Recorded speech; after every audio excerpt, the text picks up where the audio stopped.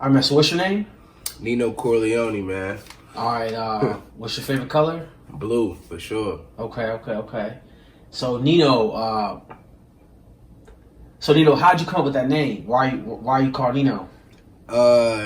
It's my grandma gave me that name, bro, from my dad's side a long time ago. She was Latina, so she just called me Neno, but I just changed it to Neno because a lot of people growing up, I was a chocolate baby. My mom light skinned, and I was pretty much one of the darkest babies of my mom's children. You know what I mean? So she used to call me Neno from like New Jack City. Like Nino Brown? Yeah, like Nino Wesley Brown, Snipes. like Wesley Snipes, yeah. You was dark skinned, huh? Yeah, dark skin. Okay. I was the darkest out of everybody. And I added the Corleone because a lot of people didn't watch Master P movies growing up. I watched Master P movies growing up, and he had this character named Neno Corleone. He was adopted by this Italian mob family, and it was crazy. So I just took that on. That makes sense. That kind of reminded me of actually Don Corleone from was it Godfather, right? Yeah. That makes sense. Yeah. That makes sense. Right. You know, I remember you telling me you do actually speak Spanish. Yeah.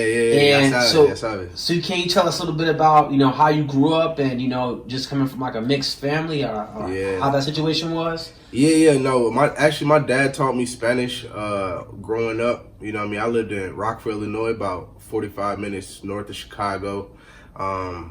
So my dad taught me Spanish, and he didn't want me to lose like my Spanish culture or heritage, so he sent me to Barber Academy. Mm-hmm. It was a Spanish-speaking school, and I was the only one out of everybody who went to that academy growing up or whatever. But once I moved to Atlanta at an early age, like 8 years old, I moved into a Mexican hood, the Barrio. They call it the Barrio because it's like a Mexican hood or whatever.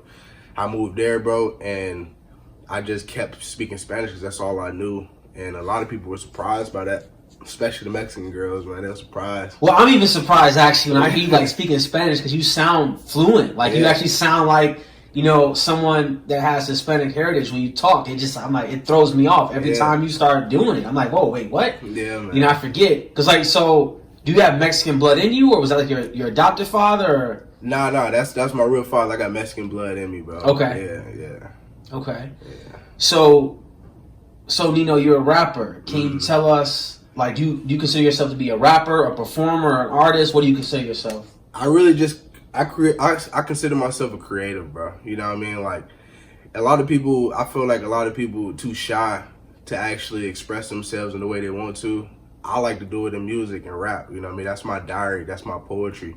And that's where I write my shit at. So, I mean, yeah, I consider myself a rapper or an inspiring artist. So you do a little bit of singing too now, don't you? Yeah, I try to, bro. I try to. That makes sense. I try to, for real. Well, I think you succeed, man. I mean, I like everything you put out for the most part. So, you got my support. Yeah, for sure. I'm sure there's many others that'll rock with you as well. So hopefully, you keep going with this. Hell yeah.